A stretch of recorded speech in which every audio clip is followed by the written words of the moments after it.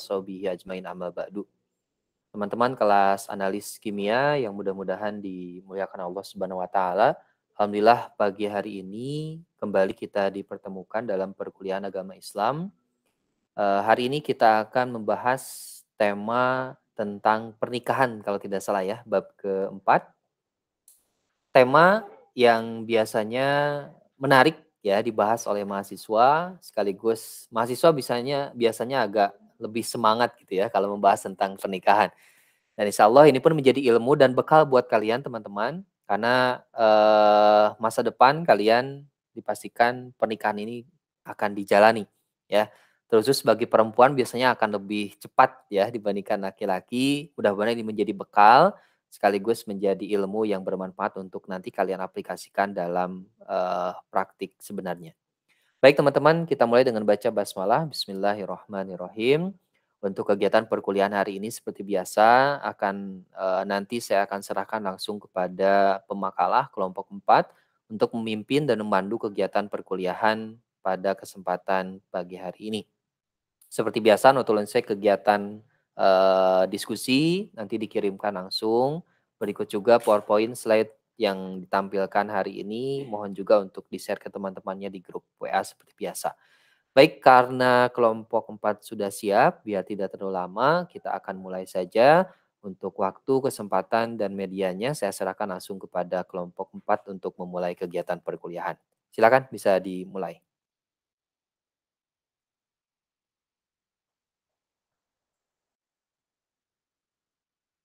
Baik, siap. Terima kasih, Pak. Ya.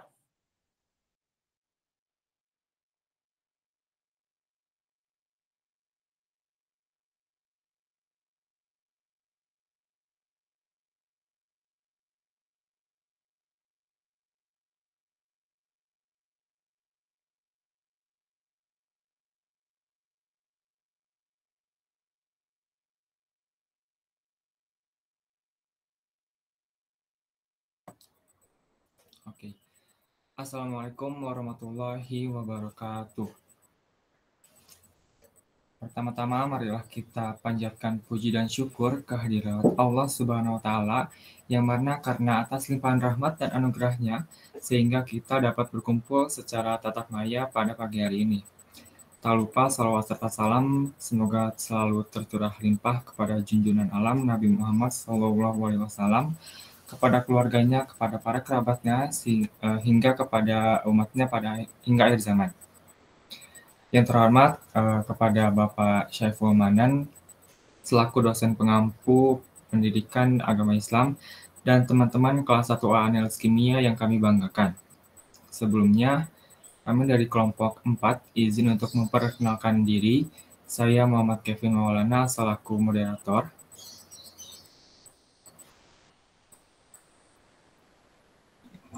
Saya Ariel Laurian selaku pemateri. Saya Farhan Muhammad Firdaus sebagai pemateri. Saya Rafli Rizky sebagai pemateri.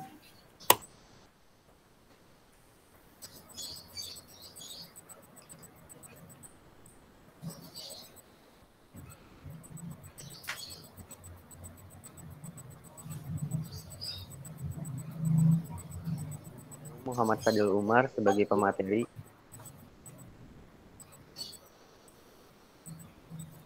Baik, untuk pembahasan yang pertama mengenai definisi pernikahan.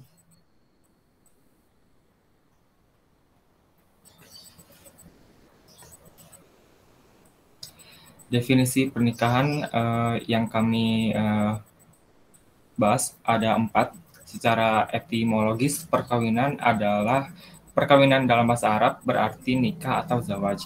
Al-nikah mempunyai arti al-wat'i, al-domu, al-tadakul, al-jam'u atau ibarat al-wat wa al-aqd yang berarti bersetubuh, hubungan badan, berkumpul, jima, dan akad. Yang kedua, secara terminologis, perkawinan yaitu akad yang membolehkan terjadinya istimta persetubuhan dengan seorang wanita. Selama seorang wanita tersebut bukan dengan wanita yang diharamkan baik dengan sebab keturunan atau sebab susuan. Yang ketiga, nikah menurut Islam adalah nikah yang sesuai dengan ketentuan yang ditetapkan oleh Allah Subhanahu wa taala secara lengkap dengan rukun dan syaratnya. Tidak ada penghalang, tidak ada unsur penipuan dari kedua belah pihak, baik suami maupun istri atau salah satunya, serta niat kedua mempelai sejalan dengan tuntunan syariat Islam. Dan yang keempat, dalam Kamus Besar Bahasa Indonesia, kata perkawinan berasal dari kata kawin yang menurut bahasa artinya membentuk keluarga dengan lawan jenis atau melakukan hubungan kelamin atau bersetubuh.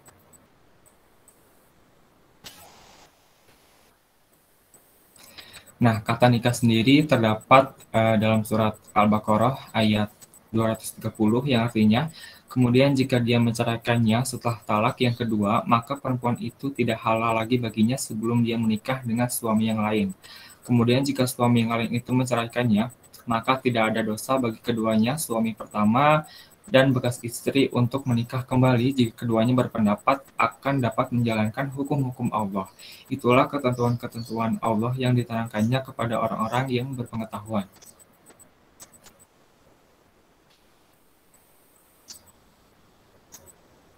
Kemudian ada perintah untuk menikah yang terdapat pada Quran Surat An-Nur ayat 32, yang artinya, dan kawinilah orang-orang yang sendirian di antara kamu, dan orang-orang yang layak berkawin dari hamba-hamba sahayamu yang lelaki, dan hamba-hamba sahayamu yang perempuan. Jika mereka miskin, Allah akan mampukan mereka dengan karunia-Nya, dan Allah Maha Luas pemberiannya, lagi Maha mengetahui.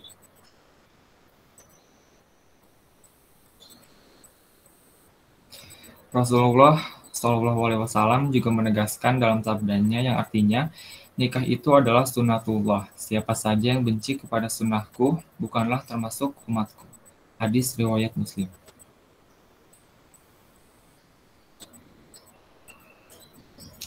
Menurut beberapa ulama fikih, pernikahan memiliki arti sebagai berikut. Yang pertama, ulama Hanafiyah mendefinisikan bahwa perkawinan sebagai suatu akad yang berguna untuk memiliki mut'ah atau laki-laki memiliki perempuan seutuhnya dengan sengaja. Yang kedua, ulama Syafi'iyah menyebutkan bahwa pernikahan adalah suatu akad dengan menggunakan lafaz nikah atau jauz yang menyimpan arti memiliki wanita. Yang ketiga, ulama Malikiyah menyebutkan bahwa pernikahan adalah suatu akad yang menggunakan arti mut'ah untuk mencapai kepuasan dengan tidak mewajibkan adanya harta. Dan yang terakhir, ulama Hanabilah menyebutkan bahwa pernikahan adalah akad dengan menggunakan lafaz nikah atau tazwij untuk mendapatkan kepuasan. Selanjutnya ada pembahasan mengenai hukum, rukun, dan syarat pernikahan. Untuk pembahasan mengenai hukum dan rukun pernikahan akan dibahas oleh Fahrel Muhammad Firdaus. Kepada Fahrel, saya persilakan. Baik, terima kasih untuk moderator. Nah, di sini saya akan membahas mengenai hukum pernikahan dan rukun pernikahan. Nah, di sini hukum pernikahan sendiri dibagi lagi menjadi 5. Nah, yang pertama ini ada wajib. Nah, hukum nikah menjadi wajib apabila seseorang telah memiliki kemampuan untuk berumah tangga, baik itu secara fisik maupun finansial, dan serta bagi dirinya itu sulit untuk menghindari zina. Nah, maka dari itu pernikahan hukumnya menjadi wajib. Lalu yang kedua ada sunnah. Ya, menikah bisa dianjurkan atau disunahkan termasuk bagi orang-orang yang memilih untuk tidak melakukannya. Nah, hukum tersebut berlaku bagi seseorang yang sudah mampu menikah dan siap membangun rumah tangga, namun dia dapat menahan diri dari segala perbuatan yang menjerumuskannya kepada zina. Nah, terus hukum ini juga berlaku bagi yang tidak mampu menafkahi istri secara finansial atau bisa dibilang masih belum cukup untuk memenuhi kebutuhan. Lalu yang ketiga ada makruh. Nah, hukum nikah bisa makruh apabila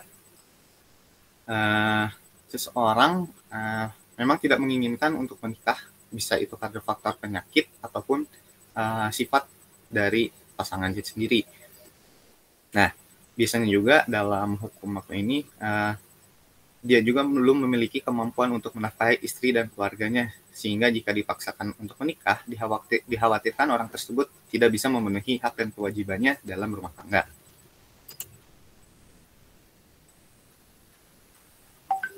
Lalu yang keempat ini ada mubah. Nah, menikah ini hukumnya bisa menjadi mubah apabila seseorang hanya untuk memenuhi syahwatnya saja dan bukan bertujuan untuk membina rumah tangga sesuai syariat Islam. Nah, dikhawatirkan pada saat setelah menikah istrinya itu akan ditelantarkan. Lalu yang terakhir ini ada haram. Nah, hukum nikah juga bisa menjadi haram apabila seseorang tidak memiliki kemampuan untuk menafkahi istrinya secara lahir dan batin. Contohnya tidak memiliki penghasilan yang tetap dan tidak melakukan hubungan seksual karena sesuatu alasan.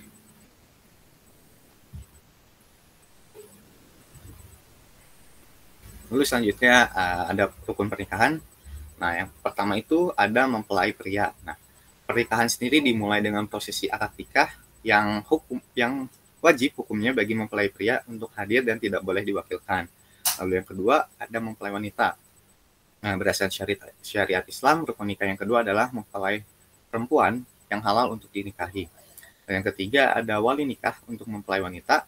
Wali nikah itu merupakan suatu hal yang sangat penting dan menentukan karena tidak sah nikah tanpa adanya wali bagi pihak pengantin perempuan. Lalu yang keempat ada saksi. Nah, agar pernikahan bisa menjadi sah juga, wajib hukumnya untuk menghadirkan 2 orang laki-laki sebagai saksi saat ijab qabul. Dan yang terakhir itu ada ijab dan qabul. Pernikahan dapat dikatakan sah apabila setelah mempelai laki-laki mengucapkan ijab dan qabul. Nah, ijab dan qabul sendiri dimaknai sebagai pengucapan janji suci kepada Allah Subhanahu wa taala di hadapan penghulu, wali, dan saksi nikah. Sekian dari saya kembalikan kepada moderator. Baik, terima kasih kepada Farel atas penjelasannya. Selanjutnya ada pembahasan mengenai syarat pernikahan yang akan dibahas oleh Ariel Laurian. Kepada Ariel, saya persilakan. Baik, terima kasih untuk moderator. Di sini saya akan menjelaskan tentang syarat dalam pernikahan. Bagian yang pertama adalah syarat bagi calon pengantin pria. Syarat-syaratnya yaitu yang pertama, calon suaminya harus beragama Islam. Yang kedua, terang atau jelas bahwa calon suami itu betul-betul laki-laki. Yang ketiga, orangnya diketahui dan tertentu. Yang keempat, calon mempelai laki-laki mengetahui atau kenal pada calon istri yang akan dinikahkannya. Yang kelima, calon suami rela atau tidak dipaksa untuk melakukan pernikahan tersebut. Dan yang keenam itu tidak sedang mempunyai istri 4. Di sini ada hadis yang artinya seseorang yang sedang berihram tidak boleh menikahkan, tidak boleh dinikahkan, dan tidak boleh mengkhitbah. Kemudian yang berikutnya ada syarat bagi pengantin perempuan. Syarat-syaratnya yaitu hampir sama dengan pengantin laki-laki, yaitu yang pertama beragama Islam, yang kedua tidak sedang bersuami dan tidak dalam masa iddah. Yang ketiga bukan mahram dari calon suami tersebut. Dan yang keempat terang atau jelas bahwa calon istri itu bukan khunsa dan betul-betul perempuan. Yang kelima belum pernah dili'an atau sumpah li'an oleh calon suami. Dan yang keenam calon istri rela atau tidak dipaksa untuk melakukan perkawinan tersebut atau pernikahan. Sebagaimana sabda Nabi Shallallahu Alaihi Wasallam yang artinya tidak boleh seorang janda dinikahkan hingga ia diajak musyawarah atau dimintai pendapat, dan tidak boleh seorang gadis dinikahkan sampai dimintai izinnya.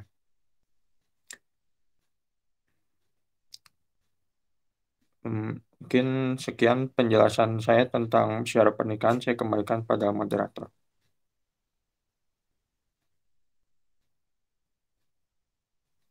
Oh, maaf, masih ada.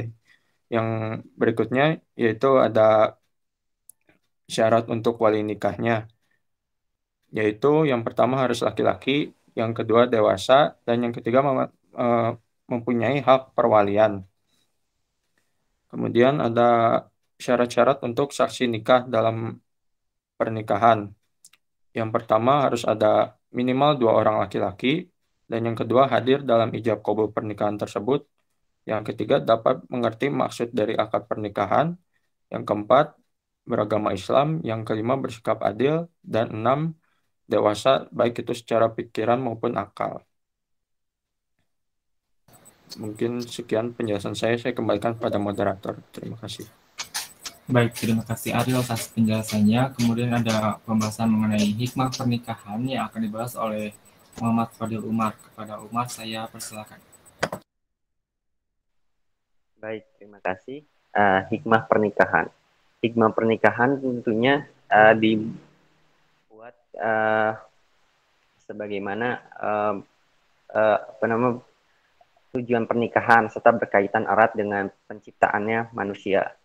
Yang pertama, ada memenuhi tuntutan fitrah manusia yang diciptakan oleh Allah dengan memiliki insting untuk tertarik dengan lawan jenisnya. Laki-laki tertarik dengan wanita dan sebaliknya. Ketertarikan dengan lawan jenis merupakan sebuah fitrah yang telah Allah letakkan pada manusia. Yang kedua, ada mewujudkan ketenangan jiwa dan kemantapan batin. Salah satu hikmah pernikahan yang penting adalah adanya ketenangan jiwa dengan terciptanya perasaan-perasaan cinta dan kasih, sebagaimana yang telah ada di Quran Surat Ar-Rum ayat 21 yang artinya, dan di antara tanda-tanda kebesarannya, ialah Dia menciptakan pasangan-pasangan untukmu dari jenismu sendiri, agar kamu cenderung dan merasa tentram kepadanya, dan Dia menjadikan di antaramu rasa kasih dan sayang. Sungguh, pada yang demikian itu benar-benar terdapat tanda-tanda kebesaran Allah bagi kaum yang berpikir. Yang ketiga, ada menghindari dekadensi moral Allah yang telah menganugerahi manusia dengan berbagai nikmat. Salah satunya insting untuk melakukan relasi seksual. Yang keempat, ada mampu membuat wanita melaksanakan tugasnya sesuai dengan tabiat kewanitaan yang diciptakan. Terima kasih, mungkin cukup pemaparan dari saya kembalikan kepada moderator. Baik, terima kasih kepada Umar atas penjelasannya. Tadi sudah dijelaskan mengenai definisi, hukum, rukun, syarat, hingga hikmah pernikahan itu sendiri. Nah, dari pernikahan itu sendiri tentunya dapat menciptakan suatu keluarga. Gitu. Nah, di sini kami membahas mengenai membangun keluarga Islami. Pembahasan ini akan dibahas oleh Rafli Rizky Fauzi. Kepada Rafli, saya persilakan. Baik, terima kasih moderator. Di sini saya akan membahas mengenai membangun keluarga Islami. Nah, jadi keluarga itu merupakan masyarakat yang paling kecil yang dihuni manusia, terdiri dari suami, istri, anak-anak yang secara sah diikat dengan adat atau agama. Pembentukan keluarga diawali dengan perkawinan yang merupakan kebutuhan fitriah manusia sebagai makhluk fisik. Sebagai bagian dari makhluk hidup, manusia memerlukan pemenuhan kebutuhan fisik dari ruhaninya, antara lain memerlukan pemenuhan kebutuhan biologisnya sehingga dapat mengembangkan keturunannya. Keluarga memiliki fungsi-fungsi yang menjaga hubungan antar anggota keluarga, sehingga nilai-nilai dapat terjaga dan terpelihara dari suatu generasi ke generasi berikutnya. Salah satu fungsi keluarga yang paling menonjol adalah fungsi sosialisasi atau pendidikan. Oke. Nah, tujuan membentuk sebuah keluarga yang Islami adalah untuk mendapatkan keluarga yang sakinah, yang pada hakikatnya keluarga yang sakinah adalah keluarga yang didasari oleh cinta dan kasih sayang, mawadah dan warohmah dari Allah Subhanahu wa Ta'ala sebagai Sang Maha Pencipta. Sehingga nantinya keluarga tersebut akan selalu diridhoi oleh Allah Subhanahu wa Ta'ala. Allah Subhanahu wa Ta'ala berfirman dalam Quran surat Al-Fat ayat 4 yang artinya, Dialah yang memerlukan ketenangan, sakinah ke dalam hati orang-orang mukmin supaya keimanan mereka bertambah di samping keimanan mereka. Dan kepunyaan Allah lah tentara langit dan bumi, dan Allah lah Maha mengetahui lagi Maha bijaksana.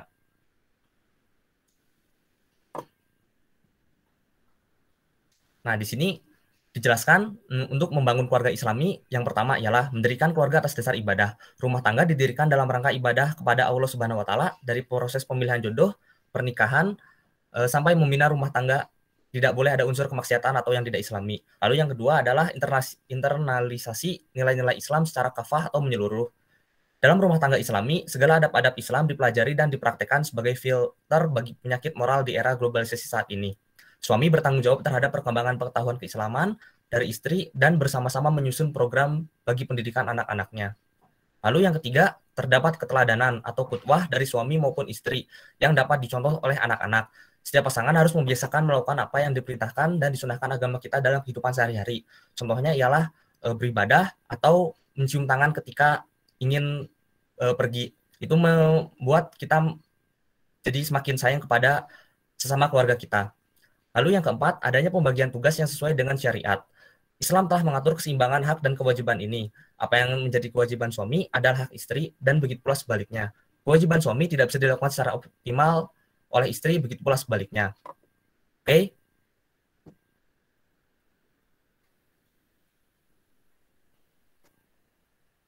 Nah, lalu yang kelima, tercukupinya kebutuhan materi, sandang, pangan, papan. Suami harus membiayai kelangsungan kebutuhan materi keluarganya sesuai kemampuannya, karena itu merupakan salah satu tugas utamanya. Lalu yang keenam, tercipta hubungan mesra, saling pengertian, dan tenggang rasa antara suami istri. Seorang suami dituntut untuk lebih bisa bersabar ketimbang istrinya, di mana istri itu lemah secara fisik ataupun pribadinya. Begitu juga sebaliknya, jika salah seorang dituntut untuk melakukan segala sesuatu sendiri, maka ia akan buntu. Menghindari hal-hal yang tidak islami. Hidup tidak bisa sendirian, terpisah dari masyarakat, betapapun taatnya keluarga tersebut terhadap norma-norma agama. Apabila sekitar lingkungannya tidak mendukung, pelarutan nilai akan lebih mudah terjadi, terutama pada anak-anak. Lalu yang kedelapan, berperan dalam pembinaan masyarakat. Keluarga Islami harus memberikan kontribusi yang cukup bagi perbaikan masyarakat sekitarnya. Allah Subhanahu wa taala berfirman dalam Quran surat An-Nahl ayat 125, serulah manusia kepada jalan Tuhanmu dengan cara hikmah dan pelajaran yang baik, dan bantahlah mereka dengan cara yang lebih baik. Sesungguhnya Tuhanmu adalah yang lebih mengetahui tentang siapa yang tersesat dari jalannya, dan dialah yang lebih mengetahui orang-orang yang mendapat petunjuk. Sekian pemaparan materi dari saya kembalikan kepada moderator. Baik, terima kasih Rafli atas penjelasannya. Pembahasan materi mengenai pernikahan telah selesai. Selanjutnya kita masuk ke sesi tanya jawab. Bagi teman-teman yang memiliki pertanyaan, silakan untuk bisa mengaktifkan fitur raise hand-nya.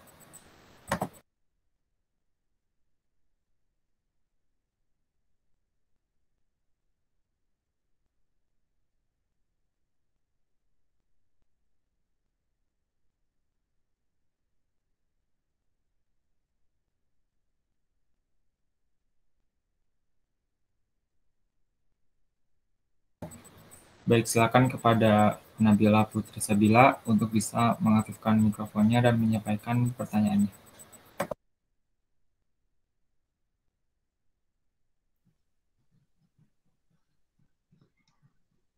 Baik, izin bertanya. Kan zaman sekarang tuh banyak banget gitu ya pernikahan beda agama. Nah, kalau menurut Islam, apa sih namanya itu pernikahan beda agama itu bagaimana? Terus kan misalnya nih ada kayak kondisi si cewek atau cowoknya itu kayak apa sih namanya teh beda agama. Dia tuh pindah ke Islam untuk menikah gitu. Nah, apa sih namanya teh nikahnya itu kan dia kayak bukan itu bukan karena Allah gitu, karena ingin menikah. Nah, kalau misalnya di Islam itu pandangan seperti itu kayak gimana? Terima kasih. Baik, terima kasih Nabila atas pertanyaannya. Untuk pertanyaan selanjutnya akan kami tampung terlebih dahulu. Silakan untuk pertanyaan kedua dari Cynthia Wahyuni Febrianti. Silakan untuk mengaktifkan mikrofonnya dan menyampaikan pertanyaannya. Baik, terima kasih atas kesempatannya. Saya ingin bertanya, sesuai yang dibilang Nabila tadi, kalau sekarang itu udah sering gitu ya, kayak pernikahan beda agama atau yang orang-orangnya pindah agama untuk menikahi orang lain gitu. Nah, aku mau tanya gitu, gimana pandangan hukum di Indonesia gitu yang jadi gimana pandangan pernikahan beda agama tersebut secara hukum yang berlaku di negara ini? Terus kalau mereka punya anak, nanti anaknya itu haram atau enggak, dan statusnya itu status agamanya kan seperti apa? Ini konteksnya itu jadi mereka tuh tetap nikah beda agama tapi nggak pindah ke salah satu agamanya kayak gitu. Terima kasih. Baik, terima kasih Cynthia atas pertanyaannya. Selanjutnya ada pertanyaan dari Fadilah Nurzakiyah. Silakan untuk bisa mengaktifkan mikrofonnya dan menyampaikan pertanyaannya.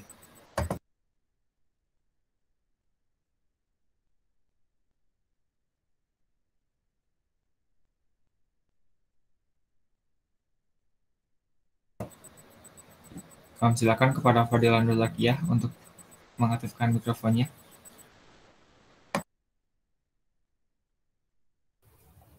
Baik, terima kasih.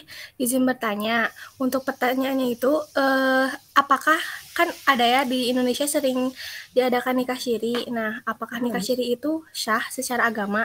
Soalnya kan katanya kalau nikah syiri itu tidak perlu wali dari pihak perempuan. Sedangkan wali itu merupakan salah satu rukun pernikahan. Nah, bagaimana tanggapan kalian mengenai hal itu? Terima kasih. Baik, terima kasih Fadila atas pertanyaannya. Selanjutnya ada pertanyaan dari Syahya Siti Kamilah kepada Syahya. Silakan untuk mengaktifkan mikrofon dan menyampaikan pertanyaannya. Baik, terima kasih atas kesempatannya. Menikah kan berarti mengikat seseorang untuk menjadi teman hidup tidak hanya untuk 1 atau 2 hari saja, namun untuk seumur hidup, insya Allah. Nah, jika demikian berarti hendaknya kita memilih pasangan dengan sangat hati-hati, teliti, dan penuh pertimbangan. Nah, karena hal tersebut, jadi sebagian banyak orang memilih pasangan dengan cara yang salah, yaitu pacaran, dengan alasan agar dapat mengenal pasangan lebih jauh. Padahal dalam Islam sendiri sudah ada solusinya, yaitu ta'aruf. Nah, pertanyaannya bagaimana tanggapan dan solusi dari kelompok kalian mengenai hal tersebut? Terima kasih. Baik, terima kasih Cahya atas pertanyaannya. Selanjutnya, mungkin ini pertanyaan yang terakhir dari Novita. Silakan Novita untuk bisa mengaktifkan mikrofon dan menyampaikan pertanyaannya. Saya sangat setuju dengan pernyataan Cahya bahwa menikah itu untuk seumur hidup ya. Pertanyaan saya, kan kalian laki-laki semua ya. Pertanyaannya, bagaimana seorang wanita memilih laki-laki yang tepat? Karena bukankah menuju surga membutuhkan kapten yang handal? Terima kasih.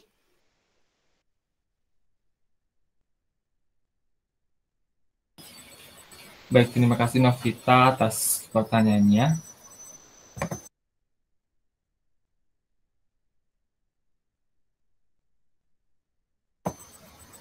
Untuk pertanyaan yang pertama dari Nabila Putri Sabila akan dijawab oleh Raffi Rizky Fauzi. Silakan Raffi.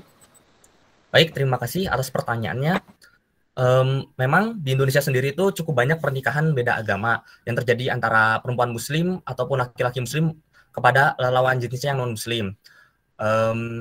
Namun di sini MUI menjelaskan bahwa hukum beda agama itu hukumnya haram karena didasari pada Al-Quran surat Al-Baqarah ayat 221 yang berbunyi, dan janganlah kamu nikahi perempuan musyrik sebelum mereka beriman. Sungguh hamba saya perempuan yang beriman lebih baik daripada perempuan musyrik, meskipun dia menarik hatimu. Dan janganlah kamu nikahkan orang laki-laki musyrik dengan perempuan yang beriman sebelum mereka beriman. Sungguh hamba saya laki-laki yang beriman lebih baik daripada laki-laki musyrik meskipun dia menarik hatimu.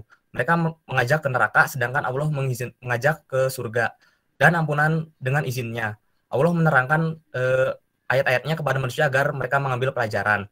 Nah, di sini kita dijelaskan bahwa hamba sahaya laki-laki atau perempuan itu lebih baik daripada menikah dengan lawan jenis yang non-muslim.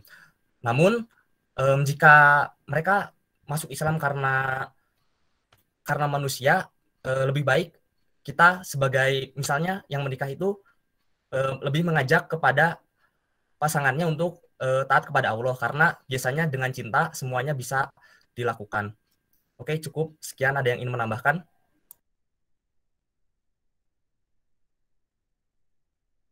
Cukup. Baik, mungkin cukup ya untuk jawaban dari pertanyaan Nabila. Kepada Nabila Putri, apakah pertanyaannya terjawab?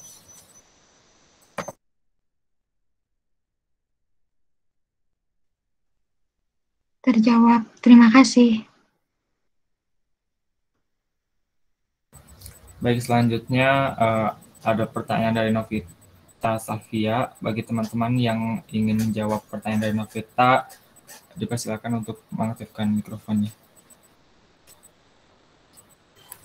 Mungkin saya akan mencoba menjawab. Pertanyaannya itu kan bagaimana seorang wanita memilih laki-laki yang tepat, karena bukankah menuju surga membutuhkan kapten yang handal. Nah, sebenarnya pertanyaan dari Novita sendiri cukup membingungkan karena saya sendiri adalah laki-laki dan saya juga masih bisa dibilang tidak pantas untuk dijadikan seorang pasangan. Tapi mungkin untuk bila diajukan pertanyaan seperti ini, sebenarnya balik lagi ke pilihan kalian sendiri sebagai wanita. Kalian ingin laki-laki yang seperti apa? Bagaimana laki-laki yang terbaik buat kalian? Karena mempunyai sifat selektif bagi perempuan merupakan hal yang wajar. Nah, lalu jika diberi pertanyaan seperti itu, bagaimana seorang wanita memilih laki-laki yang tepat? Mungkin jika berdasarkan agama, yang pasti dilihat dari pemahaman agama dan akhlaknya, karena pasti pemahaman agama dan akhlak itu merupakan prioritas bagi semua orang. Lalu mungkin sehat secara fisik agar tidak membahayakan keutuhan rumah tangga. Yang dimaksud di sini ditakutkan calon suami memiliki penyakit yang akan berpengaruh kepada keturunan nanti. Nah, di sini juga perlu ditekankan bahwa wanita juga tidak hanya berpasrah menunggu seseorang untuk datang dan menyerahkan semuanya kepada Allah Subhanahu wa taala. Namun harus diiringi dengan upaya dan ikhtiar. Upaya agar menjadi seorang wanita dengan pribadi yang lebih baik lagi. Karena pada dasarnya seseorang wanita yang baik pasti dipertemukan dengan laki-laki yang baik.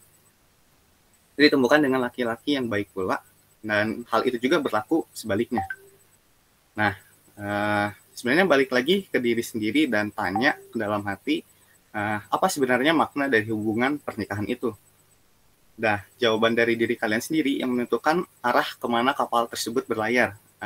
Karena pernikahan merupakan upaya dalam meraih ridha Allah Subhanahu wa taala, sehingga agama dan akhlak harus diupayakan. Dan jodoh juga bukan hanya sekadar takdir semata tanpa adanya upaya dari manusia. Mungkin sekian dari saya. Apakah ada yang ingin menambahkan?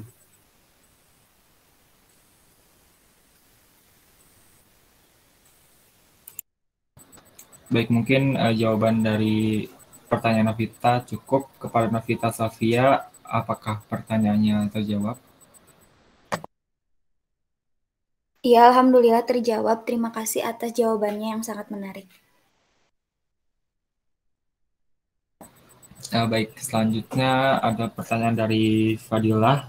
Silakan kepada teman-teman kelompok 4 yang akan menjawab pertanyaan dari Fadilah untuk bisa mengaktifkan mikrofonnya.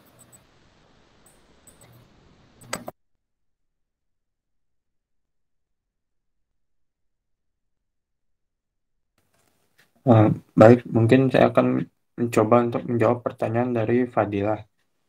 Yang mana pertanyaannya itu, apakah nikah syiri sah dalam agama? Kalau menurut pendapat saya, zaman sekarang itu sudah mulai umum terjadi yang namanya nikah syiri itu, yaitu nikah tanpa adanya wali nasab dari pihak perempuan. Hal ini biasa terjadi umumnya itu karena pernikahan tersebut tidak disetujui oleh salah satu pihak, oleh baik itu salah satu atau kedua belah pihak keluarga.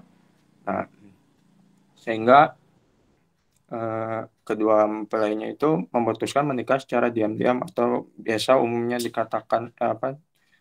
dikatakan oleh masyarakat luas itu kawin lari. Hukum kawin lari dalam Islam itu dan hukum kawin lari atau nikah syiri dalam Islam itu jelas tidak sah dalam agama, sebab wali dari pihak perempuan itu merupakan salah satu rukun dari pernikahan. Jika pernikahan terjadi tanpa wali dari pihak perempuan dan keduanya melakukan hubungan intim setelah menikah tersebut, maka pernikahan tersebut jelas menjadi haram hukumnya. Mungkin sekian pendapat dari saya. Kalau ada yang menambahkan silakan. Terima kasih.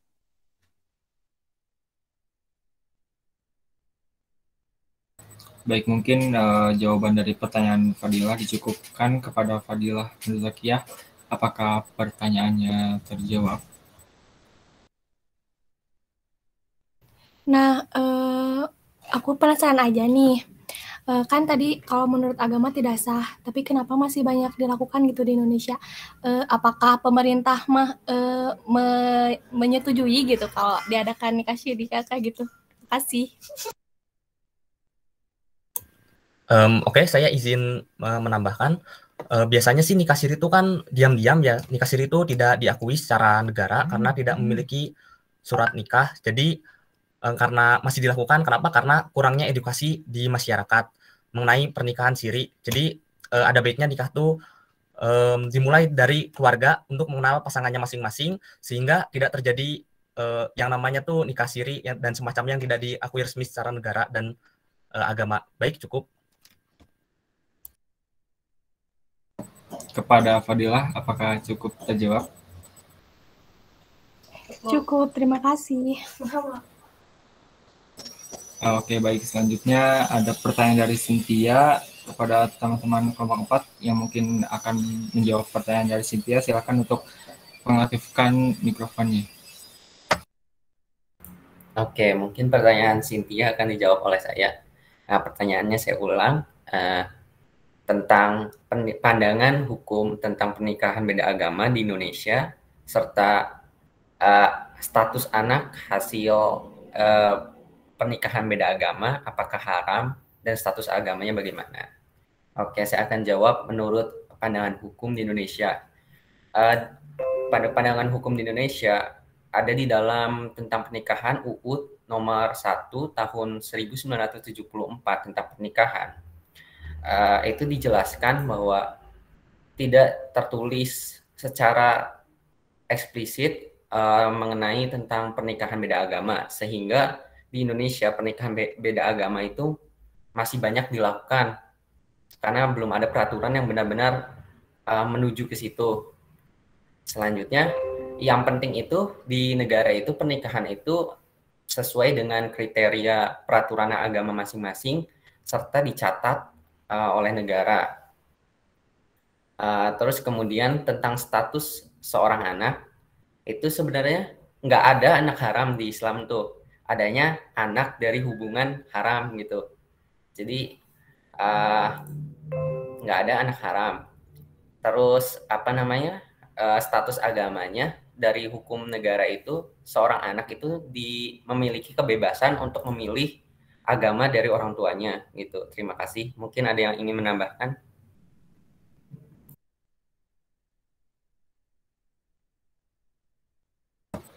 Baik, mungkin jawaban dari pertanyaan Cynthia dicukupkan. Kepada Cynthia, apakah pertanyaannya terjawab?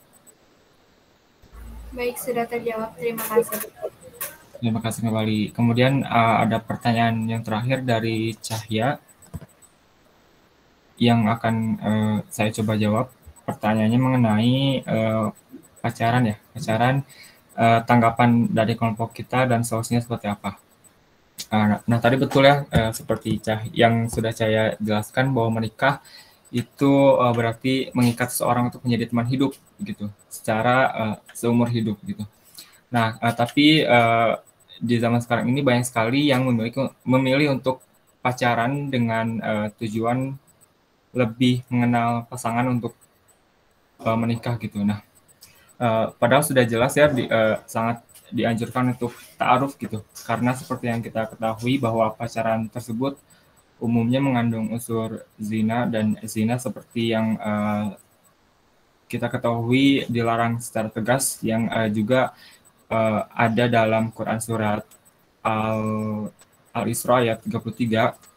Dan mungkin untuk solusinya sendiri bisa lebih diperdalam gitu ilmu agamanya agar dapat lebih memahami cara yang tepat untuk mengenal lawan jenis itu sendiri.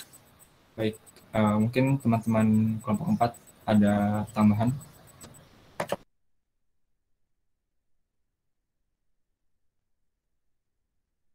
Baik, mungkin jawaban dari pertanyaan Cahya dicukupkan. Kepada Cahya, apakah pertanyaannya terjawab? Alhamdulillah sudah terjawab. Terima kasih. Terima kasih kembali. Baik, untuk sesi tanya jawab sudah berakhir. Terima kasih kepada teman-teman yang sudah menyimak dan sudah menyampaikan pertanyaannya. Selanjutnya ada beberapa referensi yang kami gunakan dalam pembuatan PowerPoint ini.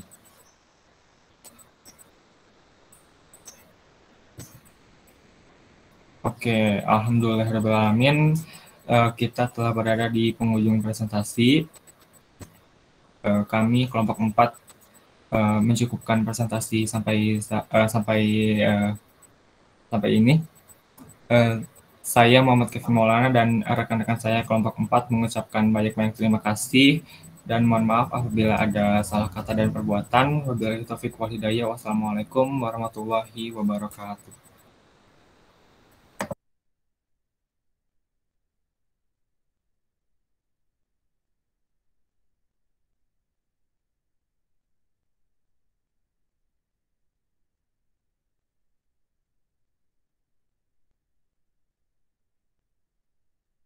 Selanjutnya saya kembalikan kepada Bapak Syekhul Manan.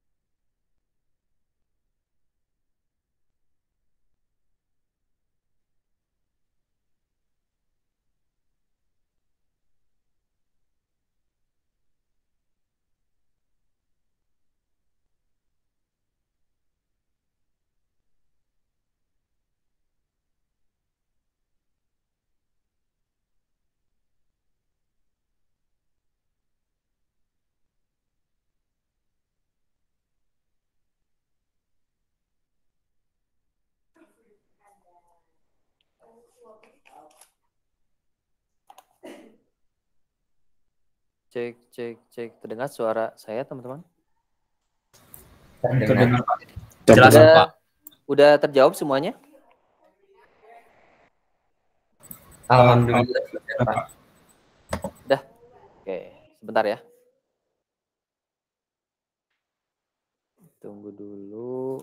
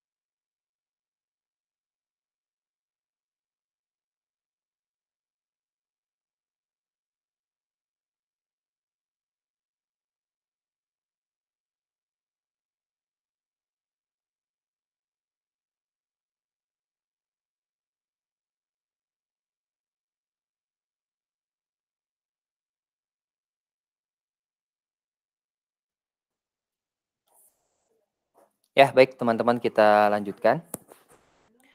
Terima kasih untuk kelompok 4 yang telah selesai presentasi materi tentang pernikahan dalam Islam.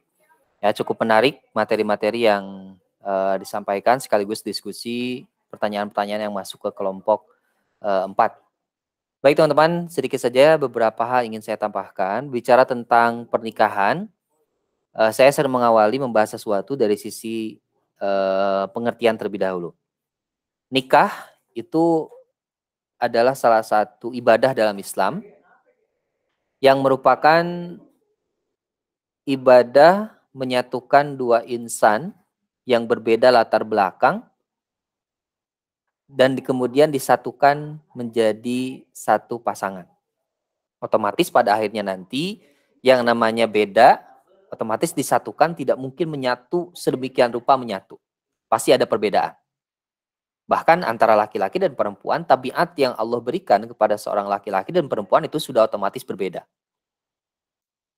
Makanya kalau seorang yang memutuskan menikah dan belum siap mental, lahir dan batin, hanya sekedar hawa nafsu saja, banyak pernikahan kemudian selesai di tengah jalan. Bahkan ada kasus misalkan hari ini menikah, 2 hari kemudian sudah cerai.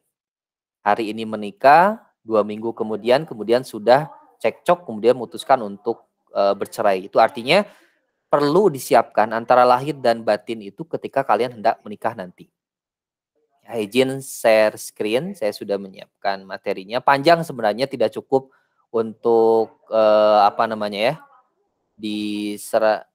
dijelaskan dalam satu pertemuan, jadi butuh banyak gitu ya pertemuan yang disampaikan. Nanti saya sebentar, ini bermasalah. Nah, ini dia. Sudah ada di layar, teman-teman? Sudah ada di layar? Sudah, Pak. Oke, siap. Nah, ini dia. Nah, jadi pernikahan dalam Islam itu, yang pertama, karena nikah itu adalah misakon golido, perjanjian yang sangat kuat antara pria dan wanita untuk berumah tangga. Nah, istilahnya kan dalam Al-Quran itu misakon golido.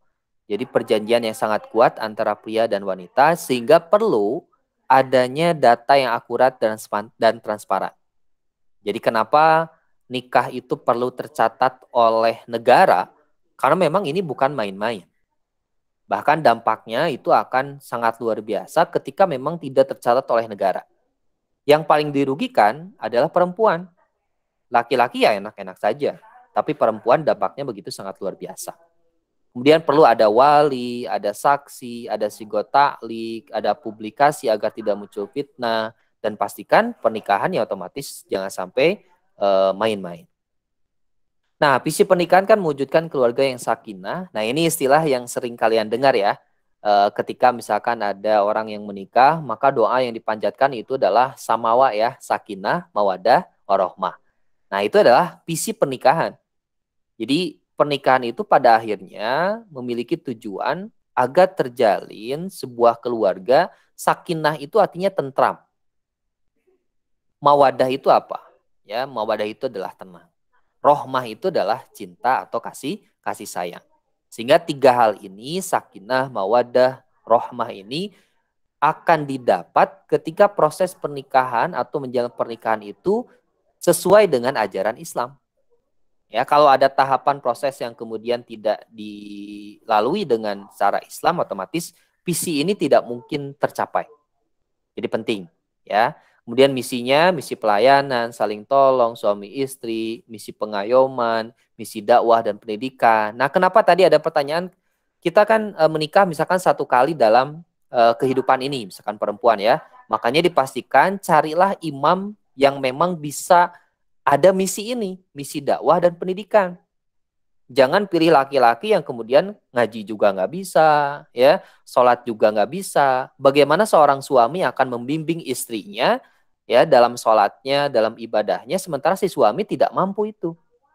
Ya, makanya misi dakwah dan pendidikan ini penting bagi seorang laki-laki. Ya, jadi penting. Kemudian tujuan pernikahan, menghalalkan pergaulan, menghindari fitnah, menghindari perzinahan, menghasilkan keturunan yang soleh, ya. Kemudian silaturahmi antara 2 keluarga besar, antara suami dan istri, maka dipastikan ini pun penting. Nah, itu ya, tambahnya nantilah secara lengkapnya saya jelaskan nanti ya. Saya ingin langsung saja ke pertanyaan yang masuk ke pemateri hari ini, ya, yang perlu saya tambahkan. Pertama, nah, untuk nikah pindah agama bukan karena Allah. Nah, gini nih teman-teman. Jadi pernikahan itu karena tadi di awal saya sampaikan bukan main-main, ya, maka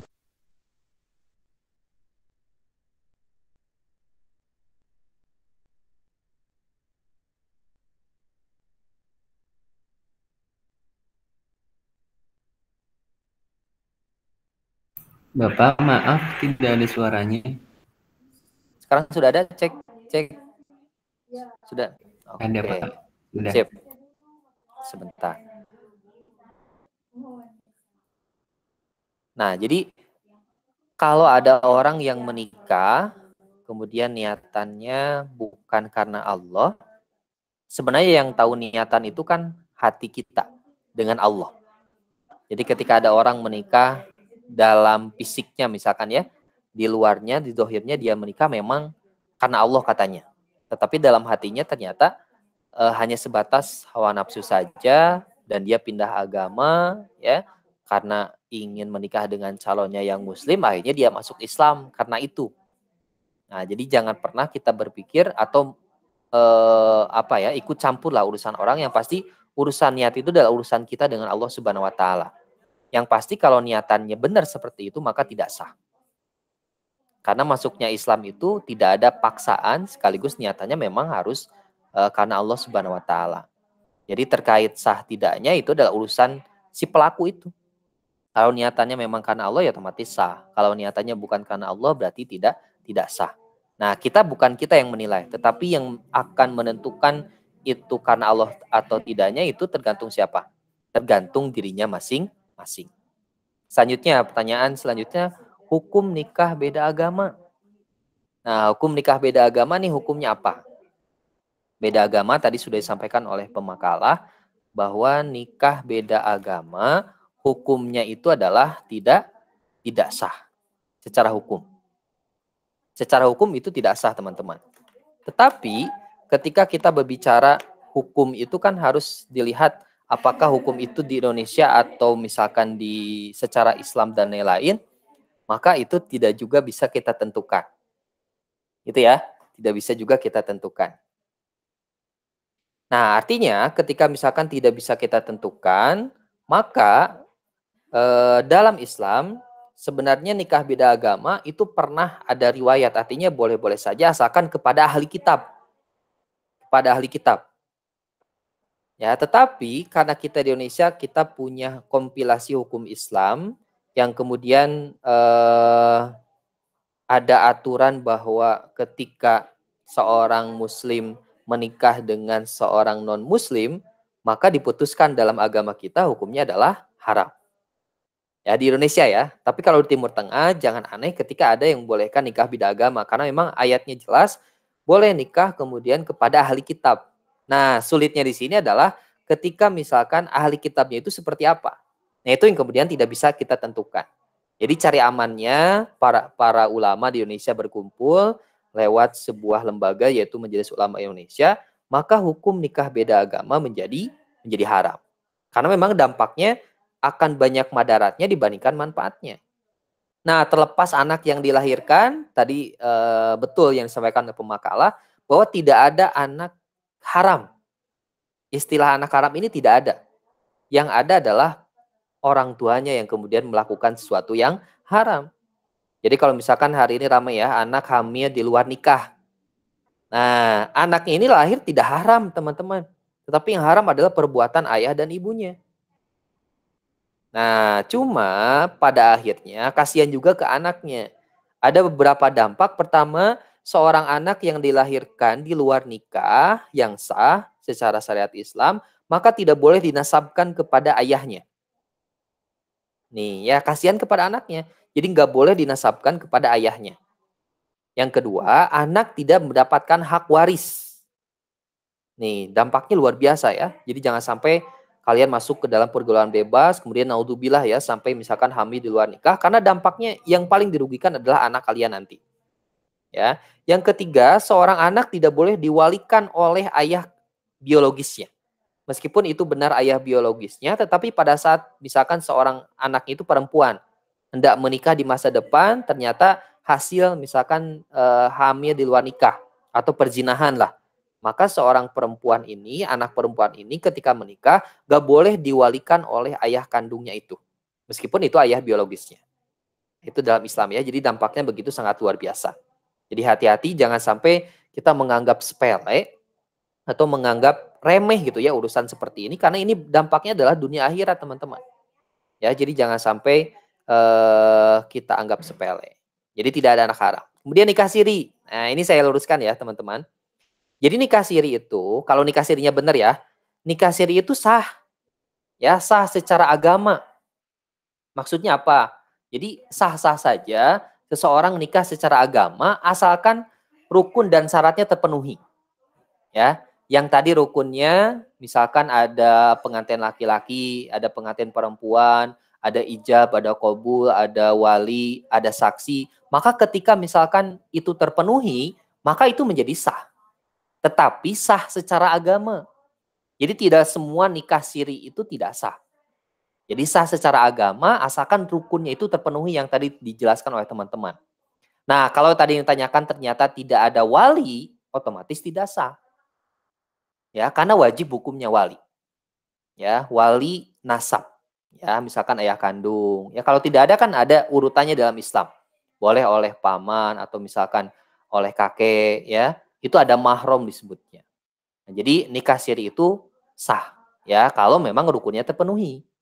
Nah, kenapa masih banyak dilakukan? Nah, biasanya nikah siri ini dilakukan bagi seorang laki-laki yang ingin poligami.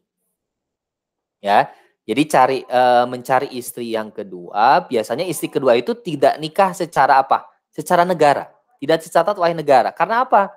Karena memang dalam ketentuan hukum Islam di Indonesia, dalam persyaratannya itu, syarat nikah ketika ingin dicatat oleh negara, syarat yang nikah yang kedua ya, artinya menikah lagi, itu harus ada hitam di atas putih persetujuan dari istri yang pertama. Coba, ada nggak seorang perempuan yang ingin didua pada hakikatnya? Ya, diduakan. Saya yakin tuh semuanya kan menganggukkan kepalanya, artinya tidak ada yang kemudian mau. Ya, seorang perempuan yang tidak ada yang mau dimadu. Nah, hingga akhirnya, kenapa banyak dilakukan? Karena sekali lagi tadi, ya, seorang laki-laki menginginkan nikah lagi supaya tidak ketahuan, supaya memang aman, ya, dari sisi administrasi kenegaraan tidak terganggu. Ya sudah, nikah siri. Sah secara agama, boleh bergaul, mohon maaf, boleh berhubungan suami istri, itu sah, tidak berdosa. Cuman nanti pada akhirnya kalau seorang perempuan dinikah siri oleh seorang laki-laki, maka kemudian punya keturunan. Anaknya mau mengurus akte kelahiran. Anaknya mau mengurus misalkan administrasi kependudukan, misalnya ke kelurahan, ke kecamatan. Itu tidak bisa diproses, teman-teman. Karena apa? Diproses tidaknya itu berdasarkan apa? Surat nikah. Dan surat nikah itu ada karena apa? Tercatat oleh negara. Nah, jadi rugi bagi perempuan, ya. Jangan sampai mau kalau misalkan dinikah siri, ya. Karena memang bisa jadi kan tadi ngakunya tidak punya istri, ternyata punya istri, ya. Karena takut ketahuan, nah jadi nikah siri. Nah, itulah alasan kenapa banyak nikah siri dilakukan. Tapi kalau ketentuan dan syaratnya terpenuhi ya sah-sah saja. Gitu ya. Oke, selanjutnya memilih pasangan terbaik. Sebenarnya agama kita sudah punya rambu-rambu. 4 syarat atau 4 kategori menentukan pasangan terbaik kita itu adalah pertama, lihatlah apa? Lihatlah wajah maliha, lihatlah fisik. Ya, Islam itu tidak munafik, teman-teman. Ya, kalian cari seorang perempuan, kalau laki-laki perempuan yang cantik. Laki-laki carilah yang apa? Yang ganteng. Itu tidak diharamkan dalam Islam, bahkan dianjurkan. Karena apa? Itulah yang akan memberikan kalian semangat dalam mengarungi kehidupan. Betul atau tidak? Ya. Hakikat seorang laki-laki kan carinya yang cantik, ya. Hakikat perempuan carinya apa? Yang ganteng. Itu dianjurkan. Yang kedua, carilah benar-benar dari nasabnya. Nasab itu keturunannya. Karena keturunan yang baik itu menghasilkan pribadi yang baik juga. Kalau ayahnya tukang, misalkan seorang ulama, anaknya tidak akan jauh dari itu. Ya, meskipun ada beberapa kasus, misalkan ayahnya ulama, anaknya misalkan jadi tukang copet, ya, ada kasus tertentu, tapi tidak menjadi halayak umum juga. Nah, jadi nasabnya itu pastikan ditentukan siapakah keluarganya, siapakah ayah dan ibunya, pekerjaannya apa, itu menjadi perhitungan kalian nanti. Yang ketiga, pastikan juga wamaliha. Nah, mal itu artinya apa? Mal itu artinya harta. Nah, jadi kembali ke tadi yang pertama, Islam itu tidak munafik. Ya, lihat hartanya, kemudian lihat apa? lihat mukanya, ya, itu yang akan berikan semangat kalian nanti, dan lihat nasabnya, keturunannya, keluarganya. Dan yang paling penting yang keempat itu adalah wadiniha. Din itu adalah agamanya. Makanya Rasul kemudian menyampaikan patbar bidatid. Maka agama inilah yang kemudian dijadikan patokan tertinggi ketika kalian memilih seorang pasangan hidup nanti. Karena dengan agama, ya, maka semuanya, ya, dari mulai apapun itu dari sisi akhlak, maka itu bisa ditentukan. Kalau agamanya baik, ya, maka itulah yang kemudian akan menjadi patokan dalam kehidupan. Jadi 4 hal itu, tapi yang diutamakan adalah agamanya. Ya, silakan. Banyaklah referensi-referensi yang bisa kalian gunakan terkait tentang mencari pasangan yang terbaik. Artinya kita harus yakin pada janji Allah bahwa seorang laki-laki yang baik mendapatkan pasangan yang baik. Seorang perempuan yang baik mendapatkan pasangan yang baik juga. Itu janji Allah. Nah, yang pasti harus kalian lakukan adalah fokus untuk memperbaiki diri. Kalau ingin pasangan yang baik, maka fokus dari sekarang kalian perbaiki diri kalian. Ya, mau dapat pasangan yang baik sementara sholat juga masih lalai, ya, baca Quran masih jarang, ya. Mau gimana kita dapat pasangan terbaik? Pengennya kan soleh, sudah soleh dia tampan, sudah matampan dia kaya, kemudian keluarganya juga kaya, itu kan ideal banget gitu ya. Maka fokus perbaiki diri kita, ya, untuk mendapatkan pasangan yang terbaik. Oke. Ini terjawab ya tadi ya, bagaimana memiliki laki yang tepat menuju surga perlu kapten yang handal. Nah itu tadi ya, karena sekali lagi hidup kita bukan sekedar dunia tapi akhirat juga, maka perlu seseorang memiliki pemahaman agama lebih dibandingkan yang lain yang bisa kalian pilih dalam menentukan hubungan suami istri nanti. Gitu ya teman-teman, ada tambahan pertanyaan? Silakan boleh, mumpung belum adzan berkumandang. Kalau sudah dirasa cukup, berarti cukup. Kalau masih ada, silakan boleh ditanyakan. Rapli, silakan Rapli. Baik Pak, izin bertanya. Saya izin bertanya mengenai poligami. Nah kan Pak, dulu kan poligami itu dibolehkan karena zaman dahulu kan perempuan tuh masyarakat yang gak ada kekuatannya di masyarakat. Jadi terus juga zamannya zaman perang kan Pak dulu. Jadi perempuan tuh kalau dulu kan rawan untuk dibunuh atau diculik lagi gitu Pak. Nah, sedangkan saat ini populasi pria dan wanita tuh sudah sama dan memiliki kesempatan yang sama pula untuk berkarir dan berpendidikan juga Pak. Nah, apakah poligami itu masih relevan untuk zaman sekarang atau hanya berlaku pada zaman-zaman tertentu Pak? Terima kasih. Oke, sip. Pertanyaan yang bagus ya Rapli. Jadi terkait tentang poligami itu tidak haram. Ya, tidak haram, tetapi jangan sampai kita menggunakan dalil khusus bagi laki-laki nih ya. Hanya dalil sepotong. Nah, dalilnya kan